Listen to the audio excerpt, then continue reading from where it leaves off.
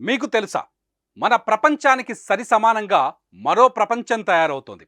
అది ఎలా ఉండబోతుంది అంటే, మనకు తెలియని, మనకు గుర్తుకు ఉండనివి కూడా ఆ ప్రపంచానికి తెలుస్తుంది. మన మనసులోని ఒక ఊహని కూడా ఆ ప్రపంచంలో ఒక చిత్రంగా గీయొచ్చు. మన మెదడులోని ఆలోచనని ఆ ప్రపంచంలో ఒక వస్తువుగా మార్చేయవచ్చు. అసాధ్యం అన్నదే తెలియని ఆ ప్రపంచం మన ముంగిట్లోనే ఉంది. ఇంతకీ ఆ ప్రపంచం ఏంటి అంటారా? Artificial intelligence. ముకుందా జ్యువెలర్స్ తెలంగాణలో మొట్టమొదటి ఫ్యాక్టరీ అవుట్లెట్ మన కొత్తపేటలో ఫిబ్రవరి 14న గొప్ప శుభారంభం.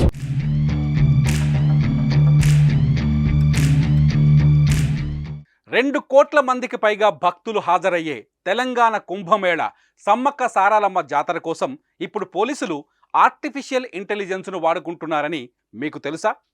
జాతరలో ఎటువంటి అవాంఛనీయ సంఘటనలు జరగకుండా, జాతరలో ఎలాంటి అసాంఘిక శక్తులు చొరబడకుండా ఉండేందుకు పోలీసులు ఈ టెక్నాలజీని వాడుతున్నారు.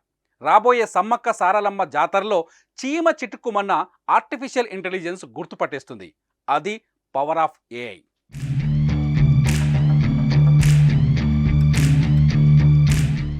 ఏఐ సెలబ్రేటింగ్ ది ఫ్యూచర్ పేరుతో Hyderabad software enterprises association, software technology parks of India సారథ్యంలో హెచ్ఐసిసిలో 31వ నేషనల్ సమిట్ అవార్డ్స్ సమిట్ జరిగింది.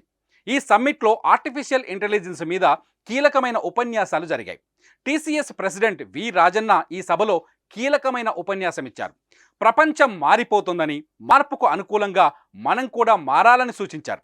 2026 నాటికి దేశంలో 10 లక్షల మంది ఆర్టిఫిషియల్ ఇంటెలిజెన్స్ నిపుణులు అవసరమవుతారని చెప్పుకొచ్చారు. దేశంలోని వివిధ సంస్థలతో పాటు ప్రభుత్వాలు కూడా ఏఐని ఉపయోగించుకోవడంలో ముందుంటాయని చెప్పుకొచ్చారు.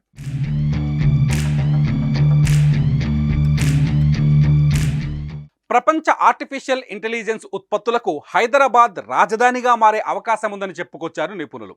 ఉత్పత్తి రంగంలో సమర్థత, ఉత్పత్తి పెంపుదల, ఖర్చు నియంత్రణ వంటి అంశాలను ఏఐ కంట్రోల్ చేయబోతుందని చెప్పుకొచ్చారు. ఆఖరికి వ్యవసాయంలో పంట దిగుబడిని పెంచడానికి కూడా ఆర్టిఫిషియల్ ఇంటెలిజెన్స్ అవసరం ఏర్పడుతుందని చెప్పుకొచ్చారు. వ్యాపార విధానాలు మారినప్పుడు, సరికొత్త సాంకేతికతలు వచ్చినప్పుడు సంస్థలకు ఎన్నో అవకాశాలు వస్తాయని, ఇందుకు అనుగుణంగా పెట్టుబడులు పెట్టేందుకు ముందుకు వస్తున్నాయని చెప్పుకొచ్చారు.